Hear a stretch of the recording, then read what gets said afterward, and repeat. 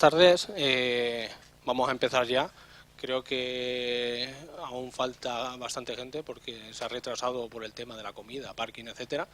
Pero nosotros vamos a empezar porque después vienen otras ponencias y no tenemos más tiempo. En principio, esta sesión va a tratar sobre la plataforma de GeoBasic Online y sobre los casos de uso que durante este año hemos implantado en varias instituciones. Yo soy José Vicente Igón de Escolab, aquí mi compañero César Martínez, también de Escolab.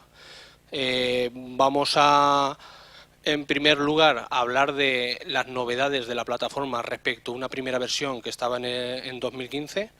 Y cuando hayamos visto todas esas novedades y os hayamos presentado la plataforma de GeoBasic Online 2, pasaremos a hablar de ciertos casos de uso de implantación. En este caso hablaremos de la infraestructura de datos espaciales de la Secretaría de Turismo de México, un proyecto de inventario geográfico municipal para el Ayuntamiento de la Pobla de Vallbona, la infraestructura de datos espaciales de la Unión Internacional para la Conservación de la Naturaleza, la plataforma de GeoBasic Online aplicada a la conservación del patrimonio en el Instituto de Patrimonio Cultural de España y finalmente la publicación de datos de redes de saneamiento y agua potable, que es un proyecto hecho para el grupo Aguas de Valencia. Entonces, si os parece, vamos a empezar ya. Bueno, os comento, voy a indicar brevemente las funcionalidades de la plataforma GeoBasic Online 2 y después vamos viendo ya casos concretos, veremos algún vídeo para que se haga un poco más ameno. GeoBasic Online 2. Bueno, pues en el 1 teníamos el concepto de aplicaciones. Ahora se ha cambiado por un concepto que es más sencillo de entender, que sería el del proyecto. La idea es de que con la plataforma GeoBasic Online podemos tener y crear varios proyectos y esto significa tener un conjunto de grupos de capas con capas que es accesible para un conjunto de usuarios con una permisología. Aquí tenemos una captura de pantalla de cuál sería la pantalla de inicio del administrador de GeoBasic Online 2. Después se ha añadido un nuevo perfil y ahora tendremos un administrador de la plataforma que tiene acceso a todas las herramientas, un usuario que se autentica y tiene unas funcionalidades básicas como poder visualizar los distintos proyectos, poder editar información donde tiene permisos y un nuevo rol que aparece que es el del usuario autenticado avanzado, que este va a tener su propio espacio de trabajo, con su propia instancia de base de datos, con su propio espacio para subir ficheros raster y va a poder generar proyectos, generar capas, aplicarle simbología y tener como, digamos, un propio nodo de infraestructura de datos espaciales, un nodo de infraestructura de datos espaciales propio para él, que pueda gestionar. Finalmente tenemos el usuario anónimo, que es el usuario que accederá a la plataforma sin autenticarse. Este es el aspecto que tendría un proyecto de GeoBasic Online, donde tenemos un buscador, donde tenemos una tabla de contenidos, aquí lo voy a mostrar, tenemos un buscador estilo Google, luego comentaremos un poco más, tenemos aquí una tabla de contenidos, tenemos todo el espacio del mapa, aquí no se ve muy bien, pero aparecerían las coordenadas y el sistema de coordenadas en el que quiero que aparezca la posición del mouse, una escala gráfica, un localizador. Aquí una serie de herramientas básicas como información, ver áreas, distancias, buscador de coordenadas, etcétera. Aquí acceso a mi usuario, información de mi usuario y panel de control y aquí una barra de herramientas extensible donde aquí en principio y por defecto tendríamos el botón de imprimir. Sobre las capas, pues se ha cambiado toda la estética, ahora tenemos configurado estos controles de la capa. Uno muy importante es de que en la tabla de contenidos podemos volver las capas para que unas estén superpuestas a otras y dentro de las capas tenemos herramientas como acceder a los metadatos de la capa, ver la tabla de atributos, la edición, opacidad, etcétera.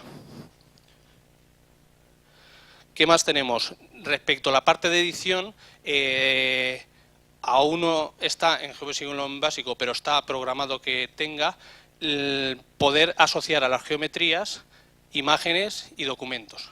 Ahora mismo sí que está imágenes, falta la parte de documentos y después os comentaré. Y otra cosa muy importante que es la de poder crear enumeraciones, de forma que la edición sea más fácil, sea asistida y aparezcan unos desplegables para seleccionar un elemento y no tener que poner, por ejemplo, si tenemos tipo de riesgo alto, bajo y medio, no tener que poner 1, 2 o 3 o alto, medio, bajo, sino tener un desplegable que te facilite la edición alfanumérica.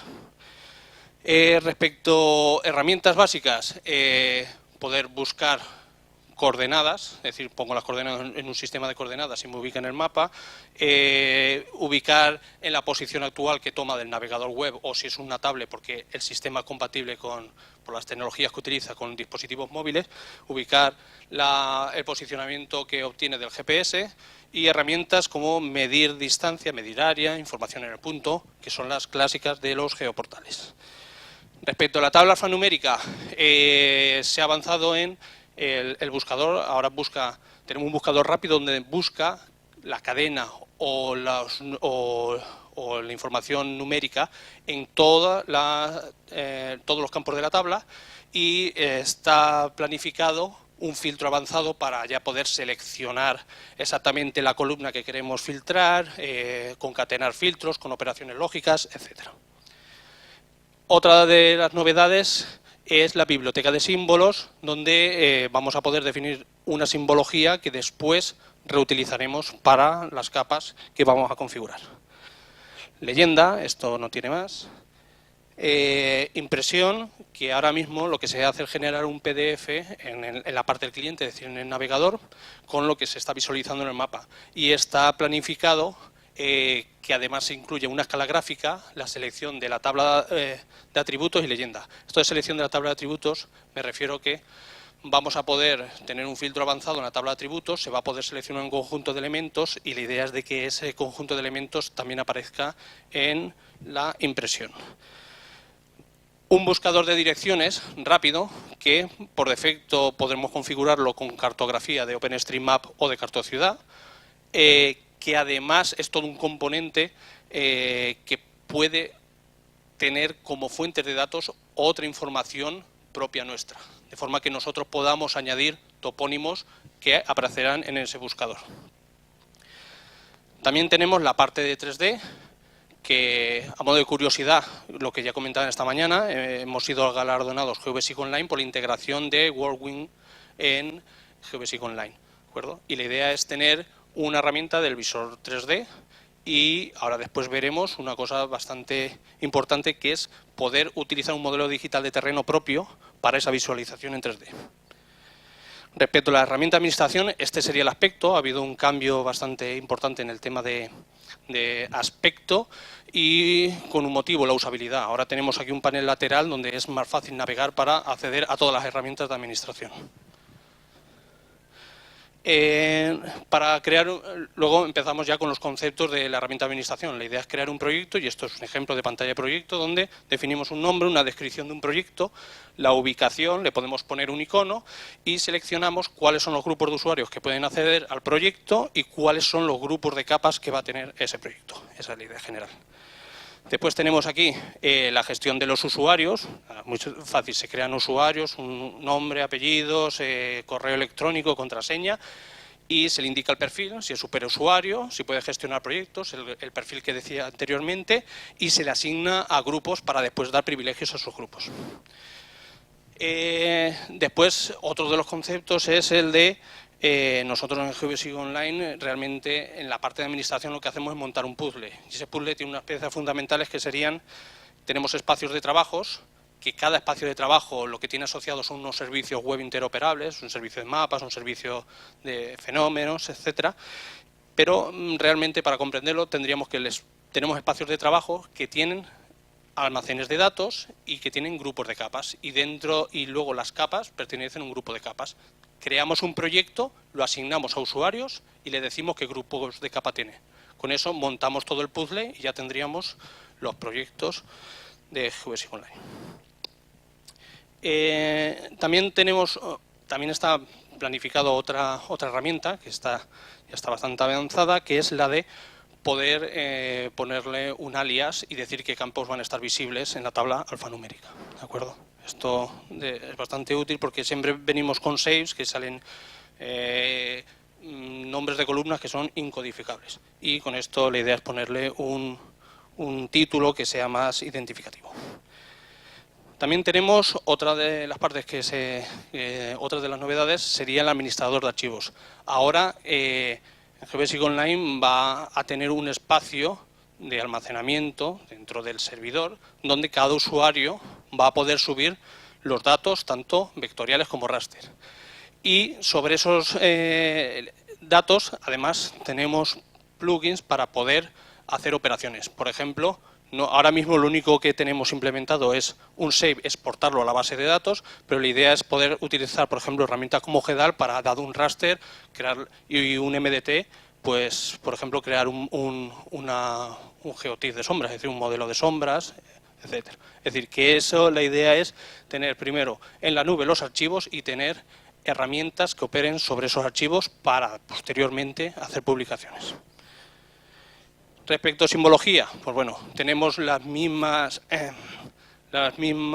tipos de leyenda que teníamos en GBSIG Online 1, símbolo único, valores únicos, intervalos, expresiones, y para el caso de raster, tablas de color.